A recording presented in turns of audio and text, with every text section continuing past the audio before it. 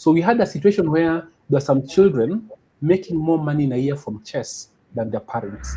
There are stories where children are moved from the slums to own apartments. The national championship, the finals where you have to qualify for, had over 7,400 actively participating children. Chess is by far the single largest sporting event in Kenya, and it's been like that for the last 3 years. If you're looking at your child and wondering whether they can play chess, I'm telling you now, there's no magic about it. Your child can play chess. Not only can they play chess, they can excel at it. Chess, there's one African country that the world better take note of. That country is Kenya. So if chess were prescribed like Brufen or paracetamol, what would it look like as a dose in our healthcare industry? How do you think we'd go about it? Hi everyone, and welcome to the Healing Power of Chess, a special Chess for Health podcast that is brought to you by K's Wellness Center. And today's conversation is particularly meaningful because we are celebrating the intersection of medicine, cognitive wellness, and chess. Chess is being recognized globally as a tool for health, inclusion, and social impact. And our guest today is someone very special who lives at this intersection, and his name is Dr. Victor Ngani. He's a medical doctor and the director of medical services at Dr. Asik Kantaria Jalaram Medical Services. He's a Kenyan national chess champion, an award-winning chess coach, the medical commissioner advisor, and an advocate for chess as a tool for mental resilience and life skills. So many know him as the chess doctor, and today we are here to explore why that is the case. So Daktari, karibu sana. If I have understated who you are, please correct me. I've also been in the national team a couple of times, I think twice. And that's quite in order. It's well introduced, Daktari. Amazing. So the first time I heard of you was through Eugene Bahati. Eugene has tried and failed terribly at trying to teach me chess. And he mentioned there's this doctor who is quite adept and very good at chess. And I was very interested. I was like, so who is this? And the reason I was interested is because I look at health from a holistic approach.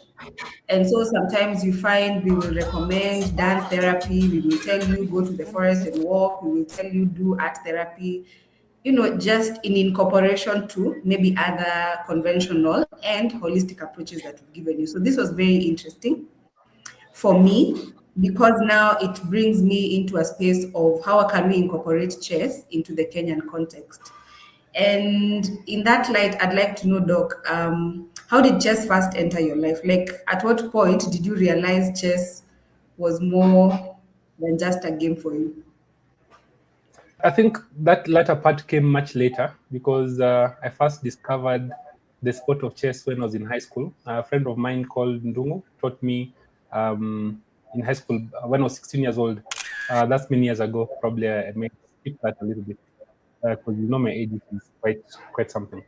And so I learned chess the usual way people learn, which is from a friend, and you think that you're fairly good at it, and you look at it as any other game, which is something used to pass time. Then fast forward to campus 1999, I meet a friend of mine, Kevin Somondi, we're in the same class, medical school.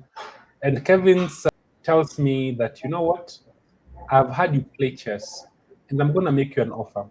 And the offer is this, Victor. If you win a game or get a draw, I'm going to pay you 40 shillings.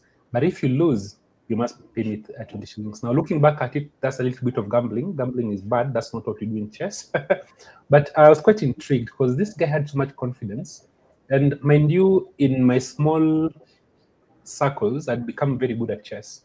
And I thought that I was like a small chief. I won most of my games. Very rarely did I lose.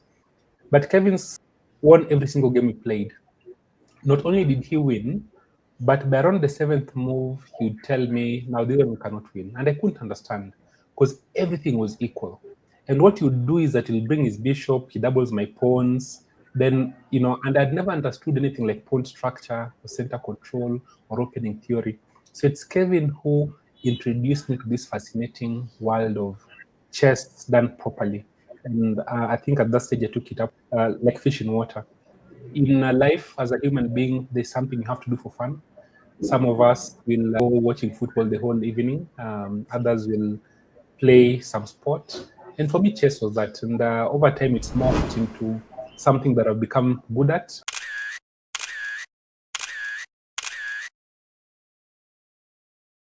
And with that, other opportunities have arisen.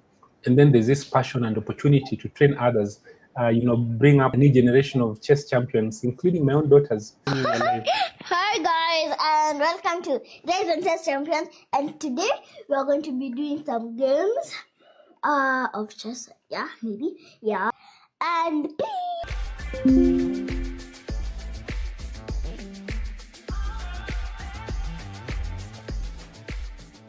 A very simple solution. let me see. Yes. Why is that a good move? It gets the queen out of the attack, and number two, it is also protecting the net. What else? And it is also helping the defender. Why is that move? Why there? What is that move doing? It is also checking the game. Yes. Why not here? Why not here? Because now, number one, they can capture here. It's a check, tell them. Number one, they can play over here, and you'll have, and if you capture, now, wait, what? Is this a correct? Yes, it is. And then, is it Yes, it is. Okay. And how you should remember that? And then now, if you can't capture number one, now you're going to lose that one. Exactly. If you check here, it allows this counterplay that allows the, now my queen is open. If you move your queen away, now my queen can also escape because I've gotten some tempting. So what you played, Tello, this is the best move. Check there. Okay. So there's a lot there. Then I also had an opportunity to take part in a little bit of chess governance, and through that I was able to go all the way to be appointed a commissioner of the World Federation FIDE, which is quite an honor and a privilege. Let me just stop there, because then the rest can probably take another 2 days of explanation. No, Doc, we're actually very interested to know because it's a very, as doctors, we're used to being in specific paths. You've done medicine, you've done your masters, you're practicing, whether you're in private or public sector. But now, with the way the world is changing, there is a lot of things that we need to incorporate even in our careers, whether it's for fun, whether it is actually interlinked with your profession. So what you're telling us is actually very important. So please do continue. Okay. It's interesting. Sometimes at some point I actually wondered whether I should have just focused a little bit more. And I think this happens with lots of athletic people, whether I should have focused on the career, because being a doctor, that's a career on its own and it can take all the time. But then it occurred to me as well that every human being will need something that they're going to engage in that will not make Jack a dull boy. And you look at the activities available. You can go out hanging with friends, you can go clubbing, you can do all these things, all these opportunities to just relax, but you can also get into something that's really useful, and that's what chess has been for me. Now I'll walk it back and say something and not raise. In between here, you may see the results now, but that result, behind it, there's a lot of work. There's some commitment. There has to be significant interest in the sport. And when you're starting, you don't realize that all these things accrue, all these things become material. It's just a question of something you like, you want to excel at it, you want to be the best, you want to be better than your colleague, or you want to just know more and compete against yourself to be better than who you were the previous time. The hours you have to put in to get to the level where, for example, I go to, that's quite something. I think you have to put in about cumulatively over a 10-year period, not less than 10,000 hours, and that's doable. But once you do it, then the results actually speak for themselves. I've had the pleasure of seeing chess as a sport grow in the country. Just last month, a 13-year-old boy called Jadon Simiyu, who's the third FIDE master in Kenya, third ever, won the national championship.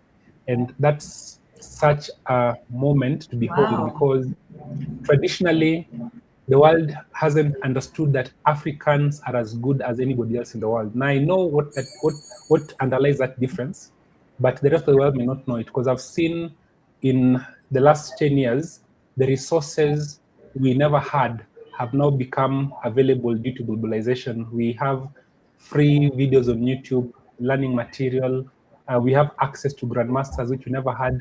I used to think that grandmasters can calculate the entire game from start to finish. That was my perception, and I thought I didn't have a chance. But now we see Kenyans coming up. So there's a lot that goes into it and comes out of it as well.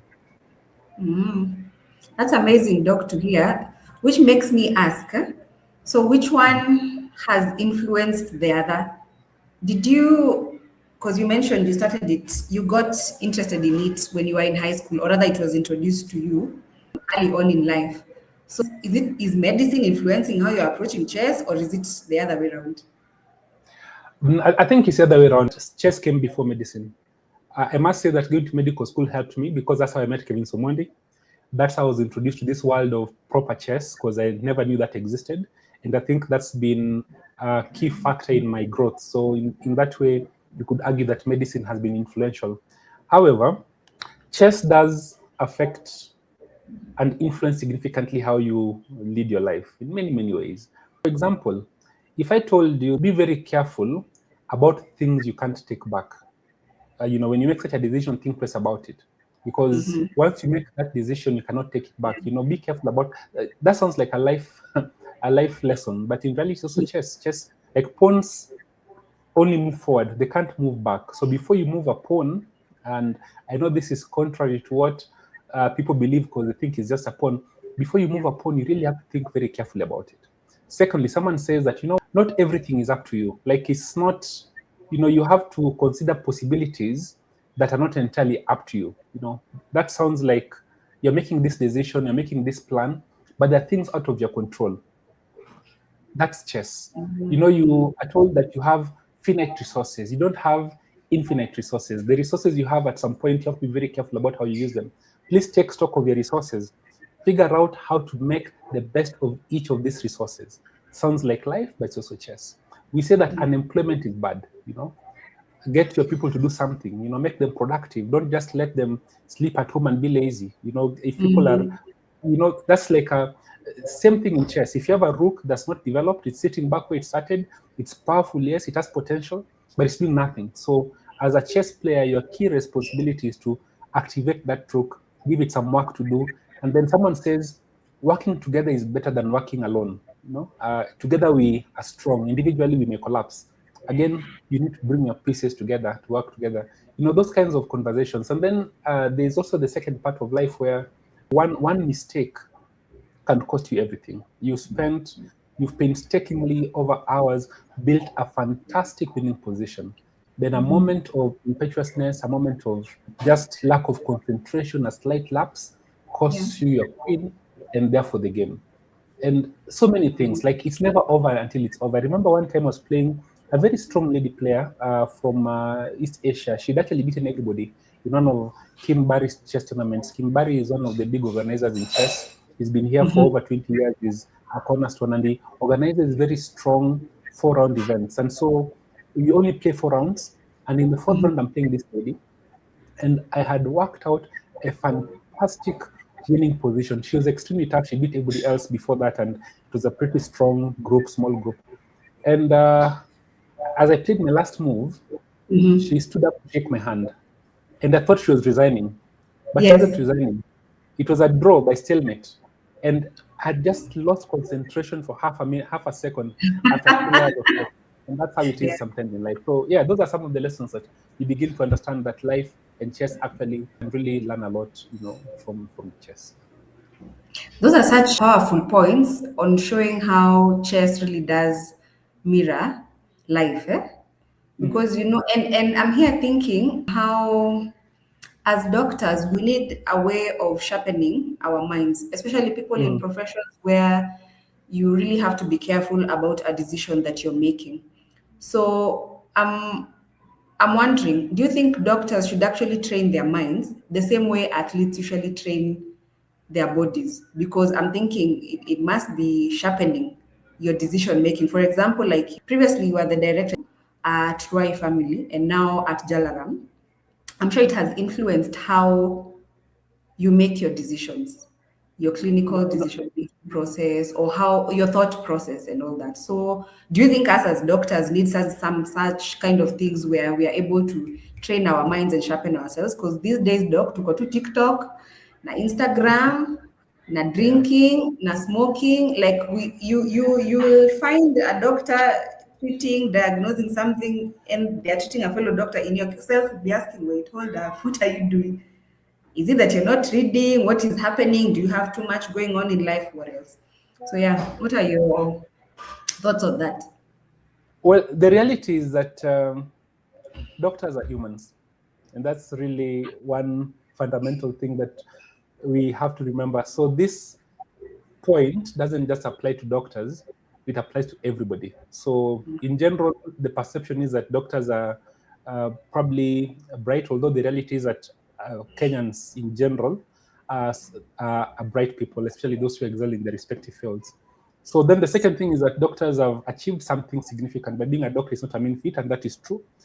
But also applies to sort of the top people in every other area of society. So what we are seeing now is an issue that is not unique to the healthcare workers. It's something that transcends sectors, if I may put it so. And your point is 100% valid, because one of the things that happens is that if you don't use or you don't develop a particular skill or talent that you have, then automatically it begins to wear out. It sort of rusts out. I think that's the correct term. And we are not mindful a lot of the time of what we need to do to sharpen, for example, our minds. So for sure, in my own life, chess has played a big role in how I approach decision making, how I approach situations and circumstances. And in fact, it's possible to say that even the positions that I've held, where I've had a chance to be a leader and how I've handled those leadership positions, the need to be strategic and to think about the future and to plan out how this is going to play out, a lot of that has come from chess. You see, in chess, you have to balance things that probably look fairly abstract and find things that connect them and make a plan and a path that's sort of like the best fit. Now, sometimes it's perfect, sometimes it's not so perfect, but the principle is that it gives you a method where you can actually sort of, your decisions are not haphazard. They're based on something, and you have to really go through that process before you make a move. And that's very important in life as well. Now, chess is one of those sports that allows you to use both the left and the right side of your brain, the logical side, where you can compute on the left side, and also the creative side and memory side. And in addition to that, for you to be very good, you must constantly read. You must have a good memory. You have to be invested. And even beyond that, there's something else that sometimes goes under the radar a little bit, because when you're playing chess, you're fully focused on the chess. The ability to focus on one task and stick to mission, stay focused, is super important. And subconsciously, as you do all these things, then you build certain muscles, certain abilities, and you develop, certain abilities. Doctors, 100%, because of the decisions you make day to day, being in a space where you can actually use all these faculties, develop all of them, chess is one of those places where you'd benefit.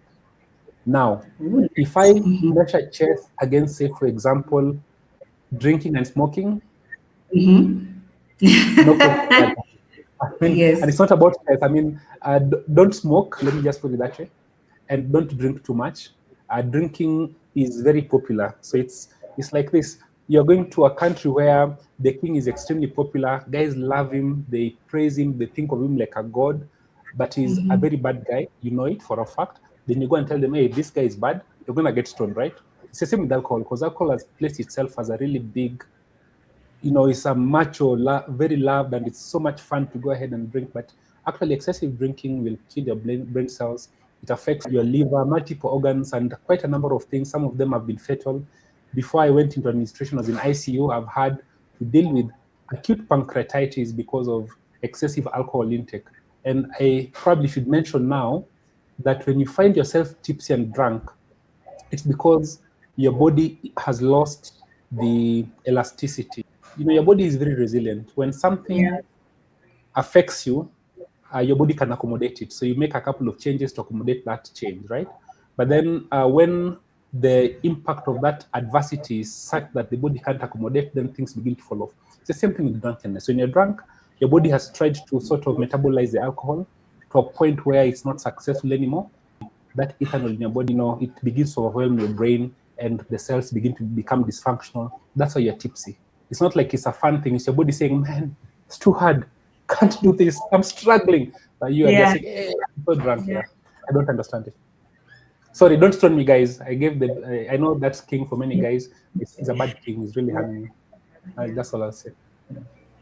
You mentioned something on how chess can build muscles, and I'm like, what muscles is it building? Are we building physical muscles?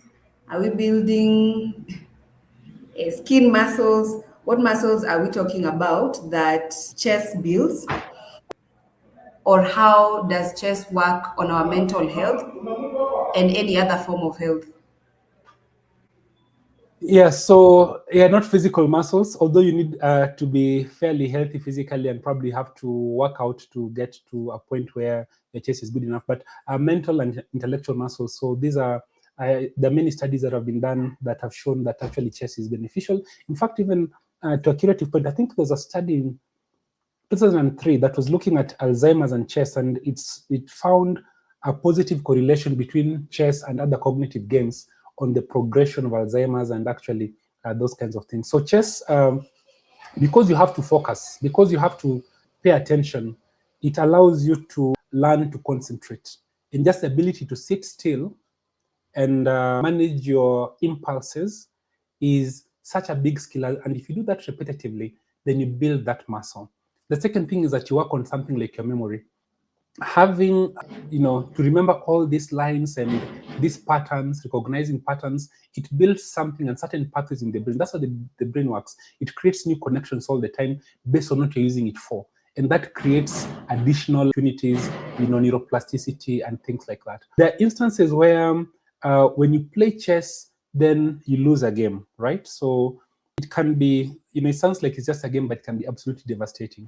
And being able to deal with such losses and to realize it's not the end of the world and you're going to have other opportunities, that kind of situation really helps you cope with life. And that goes a lot towards mental health. The same with situations that look really bad. You can have a situation in life where nothing is going, is like your best opportunity is gone, you've lost it. Every door you thought you had looks closed. But suddenly in a game of chess, something opens up, your opponent makes one mistake, and suddenly you have a breath of fresh air and you win the game. Now, just being able to understand that it's not over until it's over, that you keep working, keep giving your best, no matter the situation, those are really important skills. Those are important muscles to build.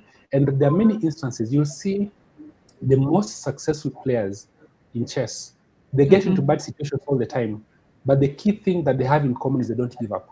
In that tough situation, they dig in, work harder, twice as hard, and keep trying. Sometimes they get out of it, sometimes they don't, but universally they keep trying. The opposite is someone who gets into a bad position, they give up immediately, they never win. That's really very similar to what we've seen in life. So there's quite a lot that you're able to do chess-wise and then translate that into real life, and especially in the area of mental abilities, mental health, and general wellness. Because what I'm hearing from you is perseverance, improved mental acuity, improved mental strength, patience that just comes from playing a game that to some of us sounds and feels so difficult, or takes a lot of concentration from you, which means that if you're someone, I'm here thinking, if you're someone who has something like ADHD, you have issues with memory, you have issues with poor concentration, you can't keep still in one position, this is something that can actually help you out.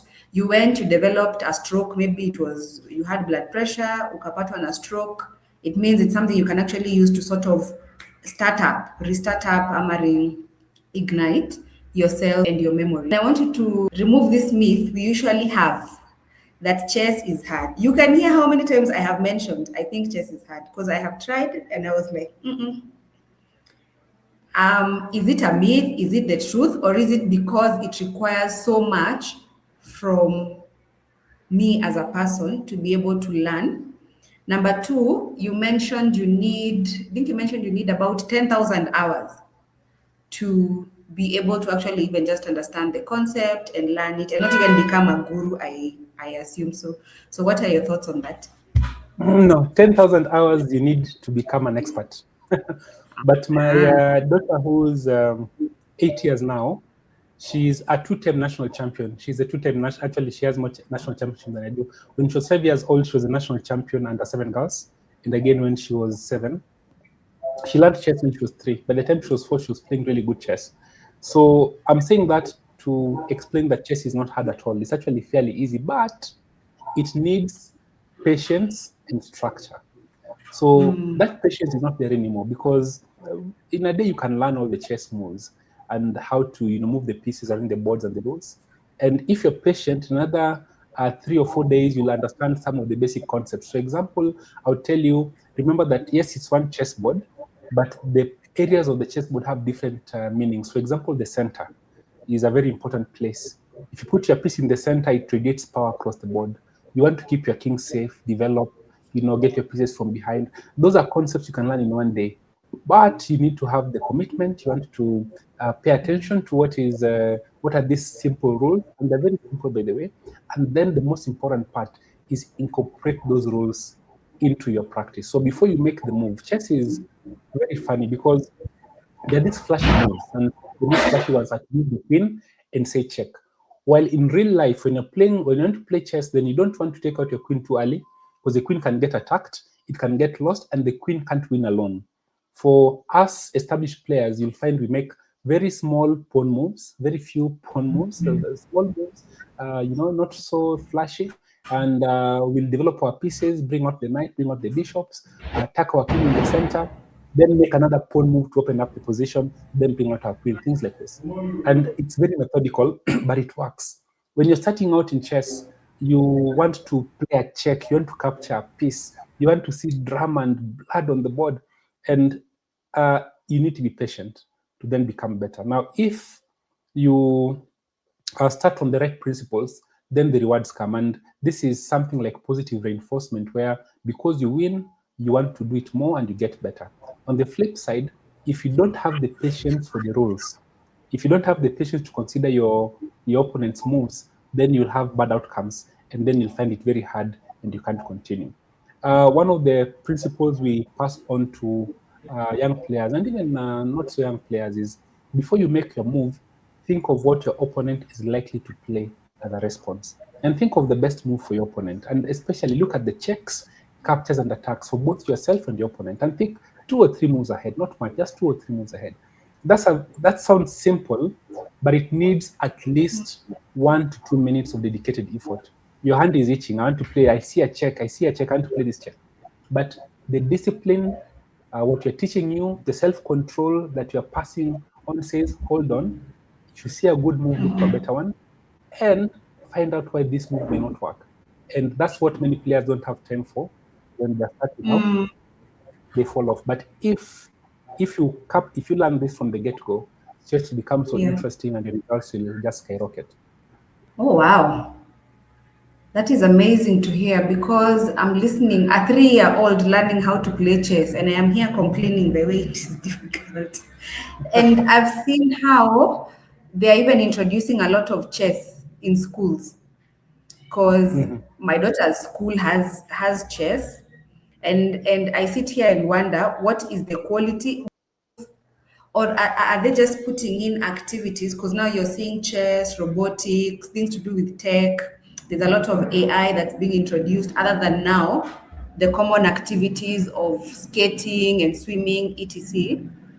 And I wonder the quality of that has been introduced in the education system.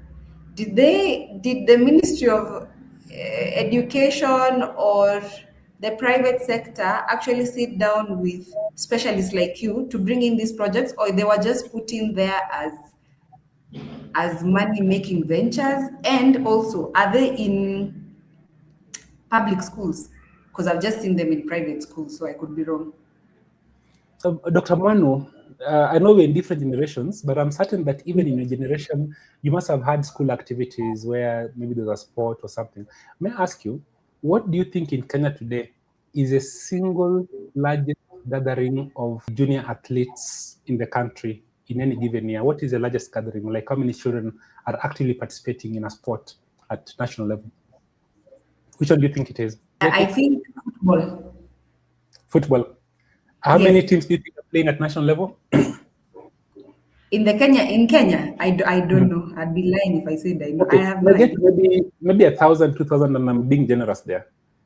The chess finals, the national championship, the finals where you have to qualify for, had over Yes. 7,400 actively participating children. Chess is by far the single largest sporting event in Kenya, and it's been like that for the last 3 years.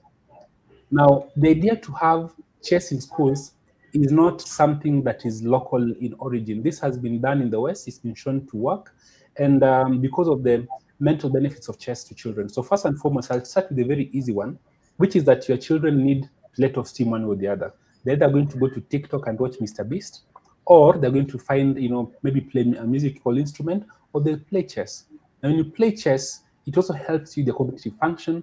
They do better at math. They generally learn better, concentration, decision making, maturity. There's a lot of benefit, and there's literature all over the net to support this. And so the schools today, for example, the former national champion, who's Robert McLigeo, now is studying out in Europe, and is the highest rated player in the country today. He learned his chess from a school where it was mandatory to play chess, the Logos Christian School. And that one single decision by the school has opened opportunities for this young man. He got into KCB chess team as a junior, and his chess has contributed a lot to where he is today in life, and his star is barely starting. You asked whether this is only in private schools. Actually, the majority of chess players now are actually in public schools, and this was something that came about as a result of good leadership. Now, in Kenya, we don't often hear that, but in chess, we've been fortunate. We had a good officer that was elected, Bernard Banjala and his team, and I'd urge anybody to look at what has happened in chess the last 8 or so years, so that we can replicate that. It shows that Kenya has resources, we have potential. If you put in good leadership, then what we've seen in chess can be replicated. Now, what am I talking about?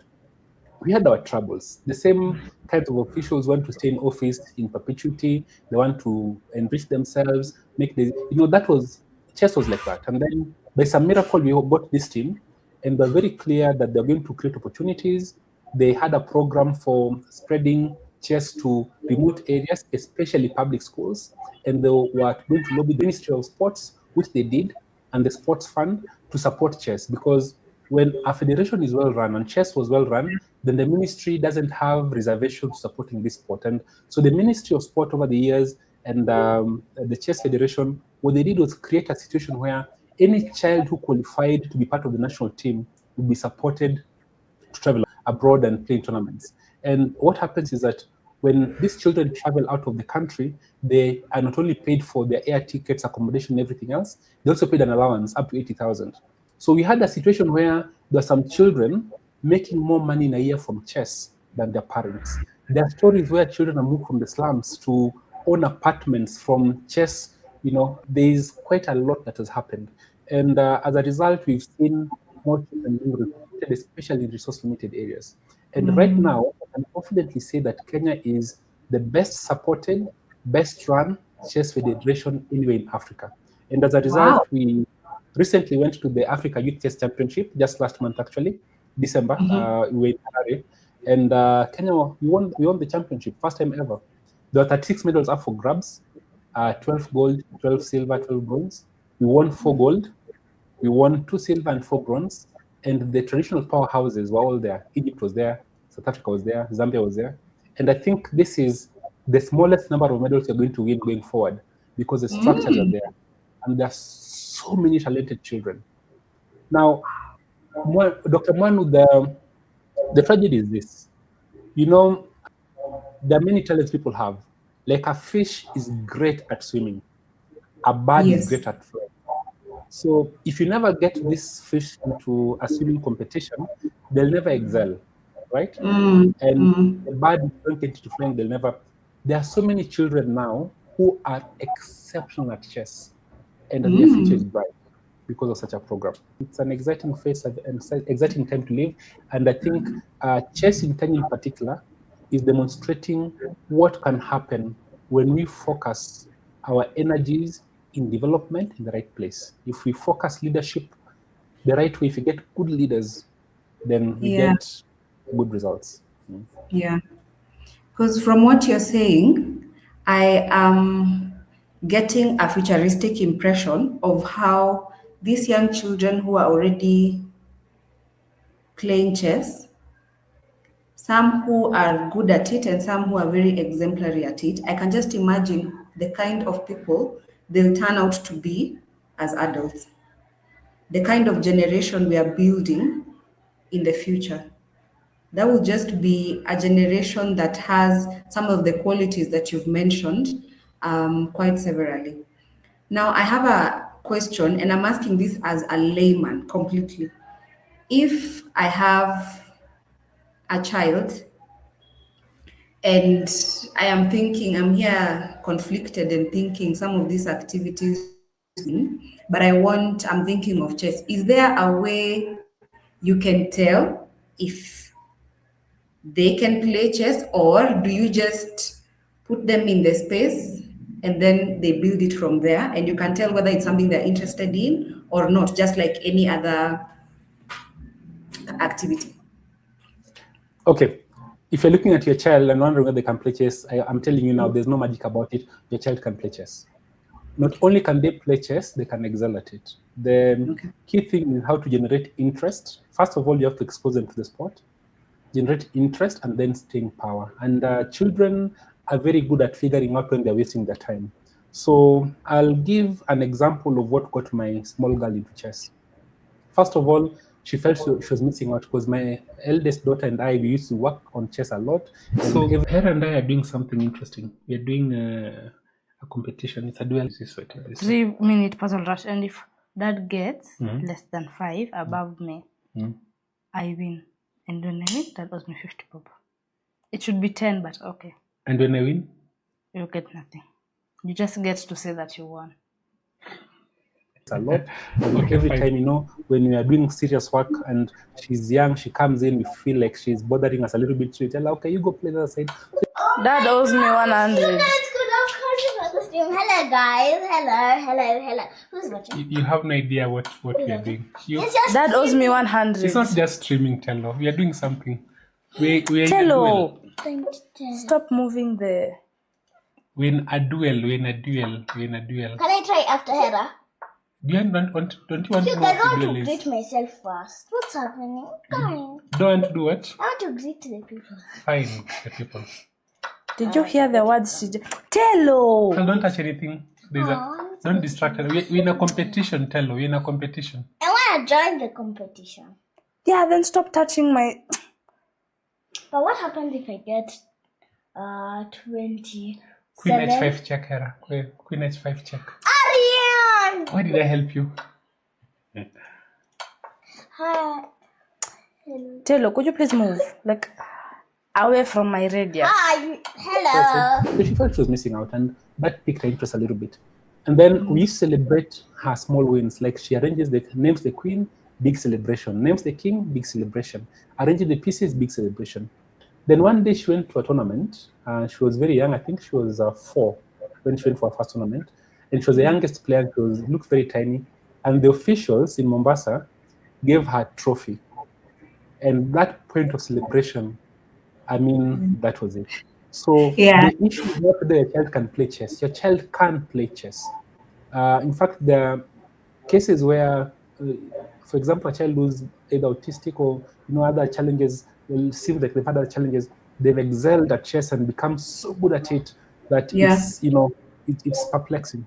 The question is whether you introduce them to it, and then how you structure the early phase and keep them in that space. Okay. Yeah. So I am, let me just say, I am happy, honored, and elated to know that chess has gotten a really good support system from the Ministry of Sport, the Ministry of Education.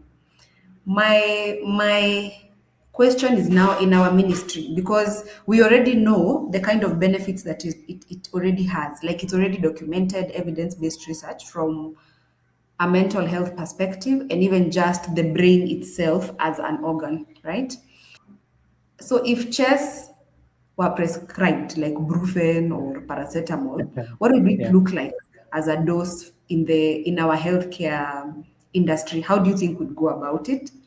Yeah, that's a super interesting question, Doc. And what's the answer to that? Let me think about it. I'm not thought about it that way, but now that you've asked me, and this is Yeah. just me thinking broadly, I would Yeah. think of mental health, kind of conversation somewhere, counseling clinic, where we have so much pressure and we are feeling maybe burnt out, or we just need to do something that is constructive, that doesn't really worsen. For example, let me pick, sorry guys, if you drink a lot to sort of get over situations. So you have Yes. someone who says, I just need to get my mind off the situation, so I'm going to drink myself crazy. So at the end of it, the situation they're trying to drink over gets resolved, but then you have a new problem, which is Yeah. alcoholism, that makes you lose your job, lose your relationships, lose so much. Instead, you can say, for example, play chess, because it can take your mind off everything, because it's so much. And yeah, that's one possibility. And what can you do that is constructive and can also be fun?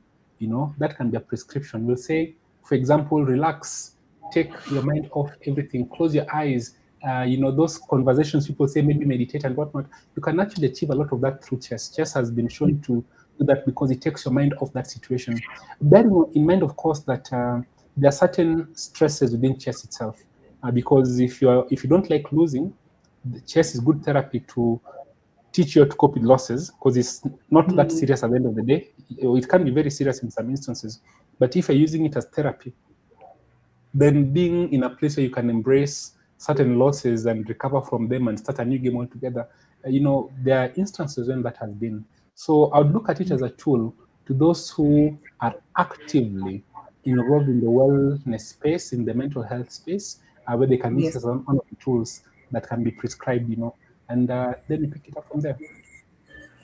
I think, Doc, you have let me say, a task or a very big role ahead of you, because I'm here thinking, I mentioned I prescribe dance for therapy. And the reason why I prescribe it is because of how it has personally helped me as a person from a mental health space perspective, and now also the physical space. Because I find it, for those 2 hours, my mind shifts completely from what I should do as a doctor, as a mother, as a wife, as anything. So I'm just in that space, enjoying, screaming, shouting, laughing. And then, of course, I'll go home and rest better. Because we are so used to, you have a headache, I give you brufen. Unaumwa na tumbo, I give you omeprazole, and maybe probably your problem is coming from loss of a loved one, or you've not been sleeping properly, or you're stressed at work, you don't know how to distress, etc. And just life, because life has become life of late. I'm thinking, Doc, you have a lot of work, and I know you have a very good team in terms of how chess can also be interlinked, as you mentioned, number one, in the mental health and wellness space. Number two, I'm thinking in also the psychiatric space. I have people who, when we have clients, we've put a diagnosis of schizophrenia, of autistic, of amongst many other diagnoses, dementia, depression, bipolar, etc. When you think about the symptoms of those mental health conditions, and you think of the impact chess usually has on individuals over time, if it can have such impact on children, and you know how children are, a 2-year-old, a 3-year-old, sometimes they can be all over the place, jumping, ding, ding, ding, and all of a sudden they can be able to concentrate in a game, then what about the impact it can have on psychiatry, considering also the kind of prescriptions we give in that sector? So I think that is also something we can have a conversation on, because I know it's already evidence-based, but now I'm speaking to us as the Kenyan and the African context in the Ministry Well, of Health. as I've said, that there are studies out there, but I wouldn't pretend to be an expert in the psychiatric field, especially. So a lot more research is needed, and I do believe in applying what has the evidence to support, whatever we would recommend. But as psychiatrists, you have a role to look at all tools available, including chess. What role can it play in getting your patients to a place where they feel better about themselves, they cope better with stressful situations, they're able to, reintegrate better. And there's a lot of benefit that has accrued to many individuals, and the testimonies of these studies that support that kind of a direction. Yeah, amazing. So now when it comes to you as an individual, what kind of legacy would you like to leave through chess? That's a good question. There are three areas. The first is chess governance. And I must say I'm proud. We had many challenges before. We had really bad leaders as well in certain spaces. And I pray that I've contributed to getting good structures in chess. I was part of the Constitution Review Committee for Chess Kenya. I was part of the team that actually brought about, there's a petition that brought this about. I was one of the lead petitioners.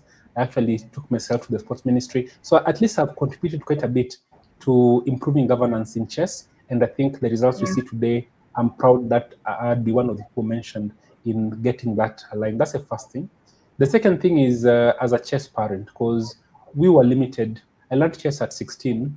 The world champion learned chess at 6. And some of the world champions historically learned chess at the age of 4 going forward. Yeah. Then we didn't have the tools. What I got access to proper tools at in the year 2015, actually 2017, about 8 years ago, when I was actually my age, when I was 38. If I had the same tools even when I was 20, I'd be a much better player. But fortunately now, we have a group of talented, brilliant Kenyan children. I could mention easily 20 children in Kenya today who could potentially be at the very top of the world. And I'm not exaggerating there. A lot of these children are headed there. So I want to be part of the team that helps mold these juniors to know that they're as good as anybody else in the world, and begin to impart some knowledge and set them on their way to become the best in the world. And then as a chess parent, my 2 daughters, I would pray that they become the best they can be chess-wise, and that itself becomes a legacy. So when you speak about the people who contributed to Kenya being a powerhouse in chess, I don't want to be in that group of people, whether from a governance standpoint or from just performance and results. And the team that won the Africa Youth Chess Championship, I was the head coach. So already I see, by God's grace, a couple of things are aligning there. And now I've been appointed the head coach as well for the senior team. So I'm Kenya. Our team is going to the Olympiad next year. Of course, all federations go. So it's not a special qualification. The issue is how we perform in that Olympiad. And I think I'm leading the strongest team we've ever sent to the Olympiad, full of youngsters. And I hope we'll go up finish a couple of places higher than we did before. So that's what we're looking forward to. Yeah.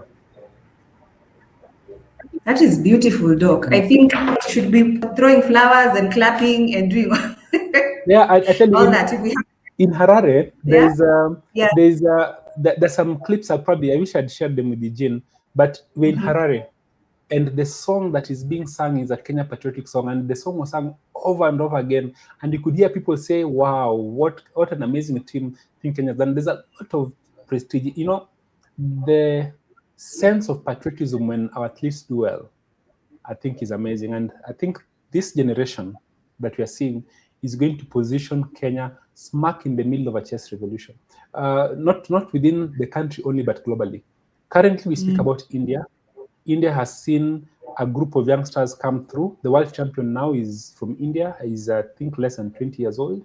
Then there are a couple of other children there who are also very, very strong, Pragnamanda and so on, all these guys. Now, I think that Kenya is going to do what India did. We'll see that manifesting in the next couple of years. I'm super excited. I'm predicting it, by the way. And I've asked the world to watch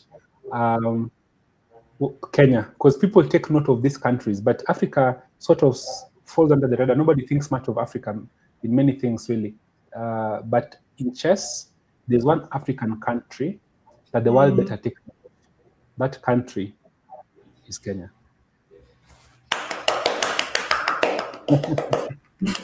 You deserve all the accolades. Ni venye sina hiyo cling, cling, cling, or a bell to ring. That is But beautiful. Doc, something sorry, I'm digressing from chess. A lot, No you mentioned problem. something that a therapy is dance. Sorry, Yes. I know it's a chess conversation. Dance, No what dance problem. do you do? And do you want to dance for us? I'm in my office space. I can't to share, but I will share a clip. So I do salsa, I do Oh. kizomba, bachata, salsa, kizomba, bachata. Zouk, I am very new to it. I'm still a newbie, but yes. So we at K's Wellness Center, other than the office. You remember when I said we do a holistic approach to health?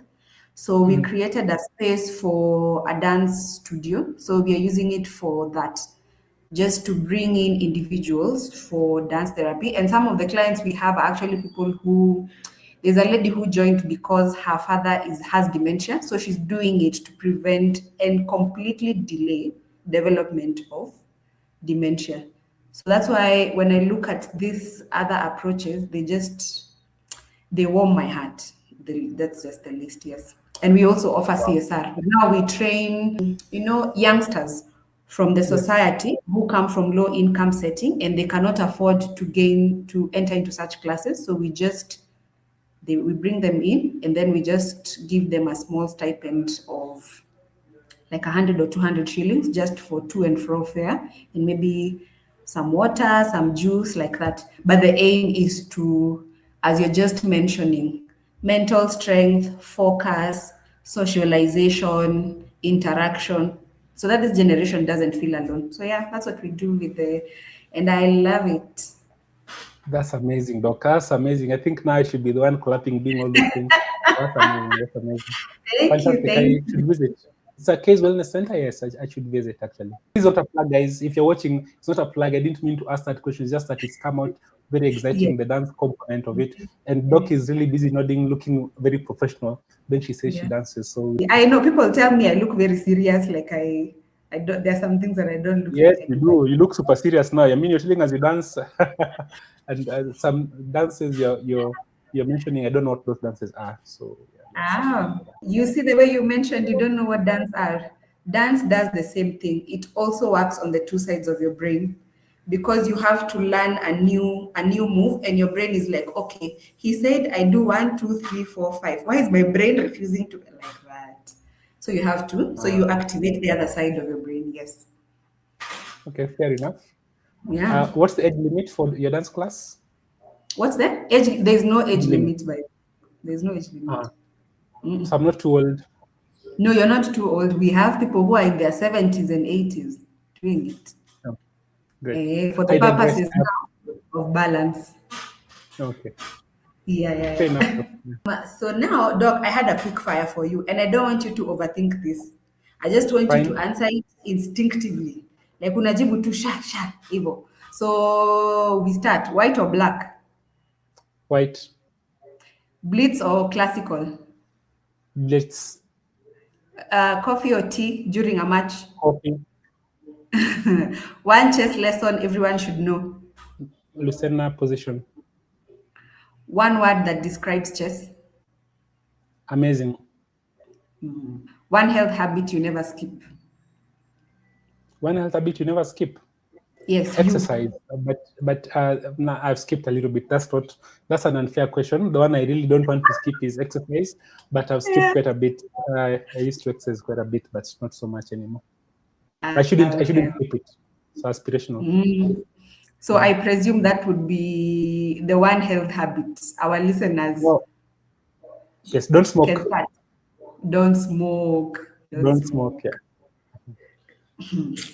I can't even add anything. If they knew, anyway, yes, don't smoke. Yeah. So what is one message for our parents, doctors, or young people who are watching that you would give to them? Well, I think you'll never know what you can do until you try it. And there is a world of opportunity out there in chess in particular. So twofold, even if you don't become the world champion, because not all of us can be, the benefits accrue. Right now, as Dr. Manu correctly said, there are lots of competing interests that you really want to occupy your child's time.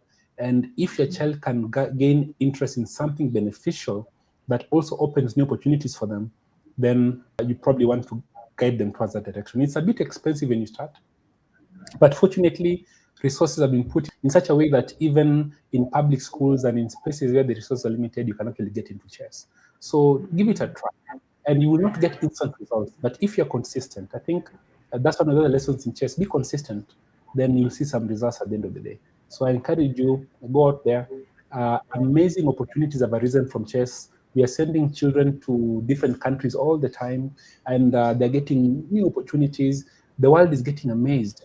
They're getting amazed. I saw a team of Kenyan children were playing against Dina Belenkaya. Look it up. You can check it on my Twitter feed or just Dina Belenkaya from Kenya. And she's a woman grandmaster. And two Kenyan children beat her. And in the comments section, guys were asking, I didn't know Africans play chess. So your child can be that child who's going to take us, so there's a lot happening. There's a bit of excitement. People are waking up to what Africa can do in this season that Africa is rising, and your child will just be that. It's beneficial to you personally, beneficial to your child, beneficial to your country, your continent. There's so much that can come out of it. Beautiful, Doc. Beautiful. It was an honor and a pleasure having you. I am hoping to meet you in person for an unofficial cup of coffee. If you promise me a couple of free dance lessons, yes, I will definitely. Okay, that is a deal. That is a deal. I promise. Okay. I can teach you a move or two I have learned over the last 1 year. Yes.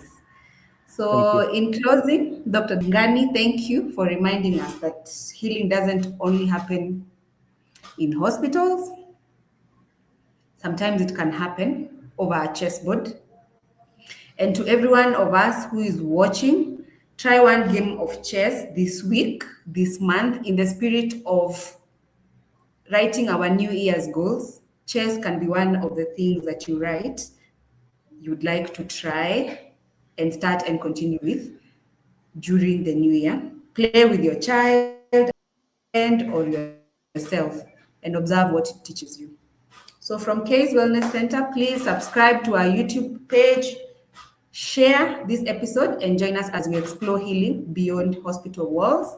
And if you would love to get a chess instructor for yourself, your loved ones, your children, we have the plugs in here. So you can leave us a comment and we can link you up with our gurus. One of the gurus present today was Dr. Victor Ngani. Doc, thank you so much. God bless you. And you see, yes, we've kept time, right? Thank you, Dr. Manuel. Perfect. Yeah, very much in the right spirit. You'd be a great chess player just by how I can tell you're already in advance. Give it a shot. I promise I will. When I don't know if Eugene, I think you can come back into the space. Eugene tried to teach me last year, but I think I had too much on my plate. I couldn't focus. I couldn't concentrate. I felt like these additional things just come out of my life. And I tend to be very inconsistent with things that I don't think I like. So I took a break, but I promise I will try again. Fair enough. Eugene? Hey, that was one insightful conversation. Thank you so much to the both of you. I have learned, I thought I knew some bit of chess, but Dr. Victor has just shed a lot of light on stuff I didn't know. And now thinking of integrating it into the wellness space, that would be such a wonderful mix. What I've learned from Dr. Jackie is that it doesn't always have to be at the first sight of pain or injury, brufen, paracetamol, and all that. Some things have approaches, let's reduce the amount of medication you take, or if possible, off medication, using guided medical evidence-based practices, using things that are around you, like food or dance, or now in this case, chess. So I'm really looking forward to tapping into that chess for Case Wellness Center and the chess community at large. So thank you to the both of you. Thank you. Thanks, Have a guys. blessed. All right. Asante.